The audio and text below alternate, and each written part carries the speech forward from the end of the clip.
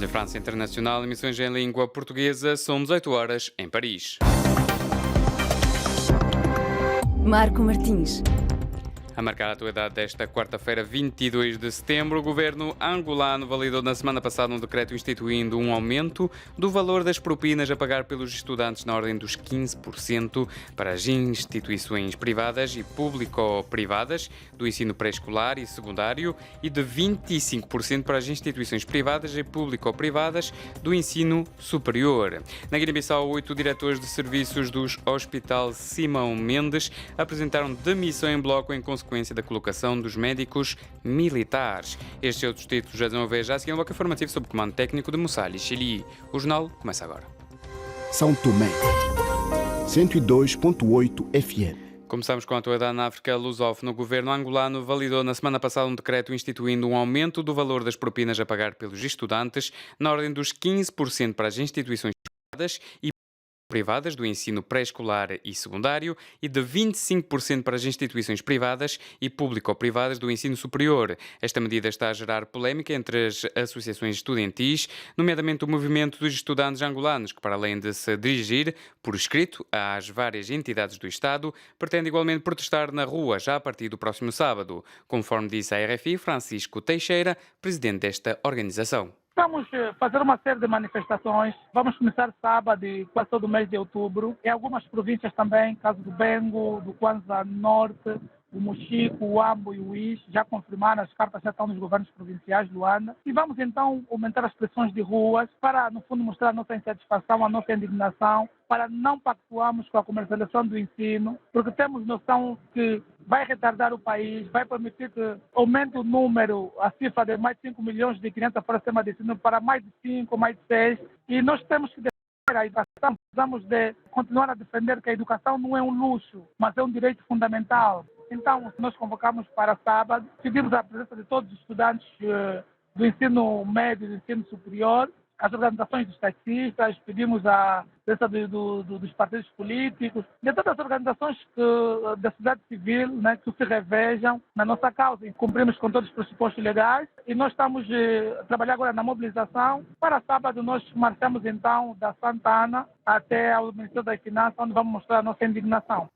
Na Guiné-Bissau, 8 diretores de serviços do Hospital Simão Mendes apresentaram demissão em bloco em consequência da colocação dos médicos militares. O governo, em conferência de imprensa, criticou a atitude dos sindicatos, que considera bárbara e criminosa. Mais por nós com Aliu Candé. Em conferência de imprensa, o porta-voz do governo, ladeado pelos ministros da Saúde e da Função Pública, começou por cobrar responsabilidades a 5 mortes nacional Simão Mendes, provocados pelo boicote dos profissionais de saúde. Fernando Vaz considera o boicote de um ato bárbaro e criminoso que ficará na história como uma ação desesperada dos agentes políticos que atuam na esfera dos sindicatos contra as leis e as instituições democráticas para semear caos a fim de retirar dividendos políticos. Recorrendo abusivamente à expulsão dos doentes nos hospitais, no que ficará na história como um ato bárbaro e criminoso, sem memória em toda a história da humanidade. A ação desesperada dos agentes políticos que atuam na esfera dos sindicatos e dos seus mandantes constitui um crime à luz da lei guineense. Em face desta situação, o governo ameaça processar criminalmente os responsáveis do ato. A supressão de uma vida humana não pode ser tratada de forma impune. E no Estado de Direito as pessoas têm que ser responsabilizadas pelos seus atos. As pessoas tinham que garantir o serviço mínimo. Para atenuar a situação provocada pelo boicote, o governo colocou médicos enfermeiros da saúde militar e conta ainda envolver a equipa médica cubana, mas esta decisão caiu mal no Hospital Nacional Simão Mendes e 8 diretores de serviços do maior centro hospitalar do país apresentaram demissão numa carta conjunta entregue ao diretor-geral do hospital. De Bissau para RFI, Aliu Candé.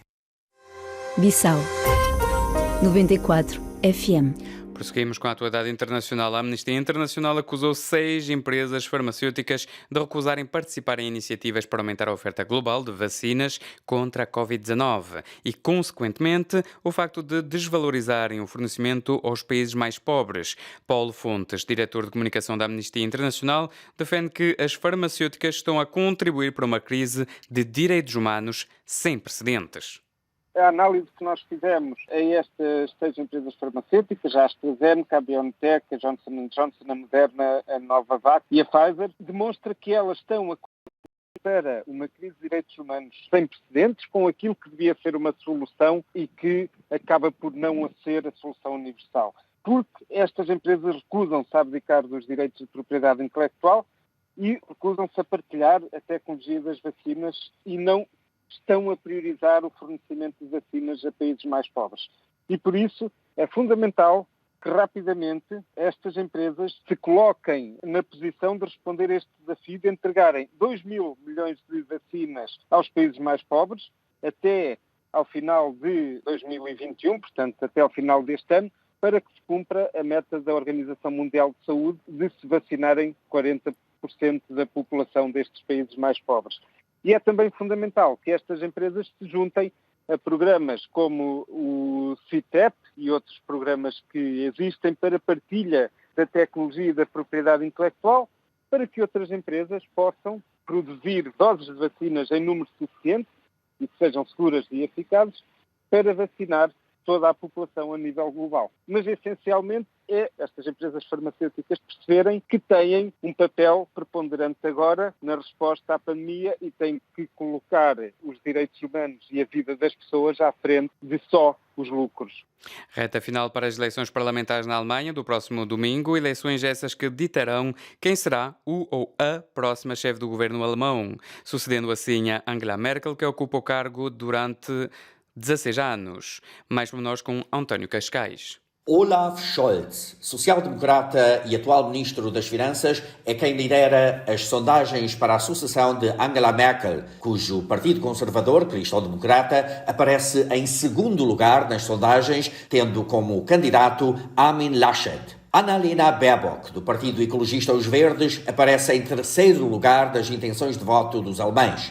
Quem sucederá à toda-poderosa Merkel? Eis a questão que Orlando Ferraz, politólogo angolano, residente na Alemanha, responde da seguinte forma. As coisas estão a ficar mais ou menos claras de que o Partido Social Democrata, com Olaf Scholz, será o partido que colocará o chanceler. Que balanço faz o politólogo que cursou na Universidade de Bonn dos 16 anos de Merkel no poder? Embora haja quem considere desastroso o desempenho da chanceler ao longo dos últimos 16 anos, eu sou daqueles que considera de uma forma geral como tendo sido positivo. Os alemães vão, pois, às urnas neste domingo, dia 26 de setembro, para eleger cerca de 700 deputados ao Bundestag, o Parlamento Federal, em Berlim, que, por sua vez, escolherá o futuro chefe de governo, cuja composição se adivinha complicada, uma vez que, tudo indica, será necessária uma coligação entre 3 diferentes partidos.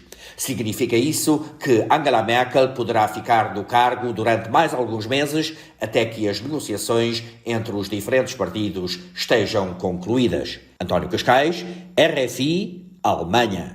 No desporto, o Campeonato do Mundo de Futsal da FIFA prossegue na Lituânia, agora com os oitavos de final. A seleção brasileira vai medir forças com o Japão amanhã em Kaunas. Em entrevista exclusiva à RFI, Vinícius Rocha, internacional brasileiro, admitiu que a equipa está bem e afirmou que o Brasil vai ir passo a passo sem pensar no título mundial. A gente vem estudando muitas equipes, trabalhando bastante finalização. A gente sabe da qualidade que a gente tem.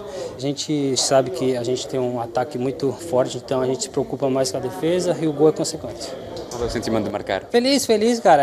O pivô, a gente sente uma obrigação de sempre estar fazendo gol. É como supostamente um futebol de 11 e o atacante tem que ter a obrigação de fazer o gol. E a gente do futsal, o pivô ali, a gente vê o mesmo posicionamento do atacante do campo. E agora trabalhar, fazer mais gols é o mais importante para agora. E, cara, sei que a gente está preparado, a gente vai se preparar mais ainda, porque chega nesse momento de mata-mata. A gente sabe que a gente não pode vacilar e se a gente vacilar a gente pode perder uma classificação aí que fica bem longe do que a gente sonha. Faltam 4 jogos para ser campeão do mundo. Passo a passo a gente está estudando cada jogo que passa. A gente estudou primeiro a fase de grupo, agora vem as oitavas. Se passar a gente vai estudar as quartas e assim vai. Até porque é como fazer o terceiro gol sem ter feito o primeiro. Não tem como. Então a gente vai oitavas, se passar estudar quartas e aí sim vai. Notar que a outra seleção lusófona, ainda presente na prova, Portugal, vai medir forças com a Sérvia a 24 de setembro. Chegamos assim ao fim deste jornal.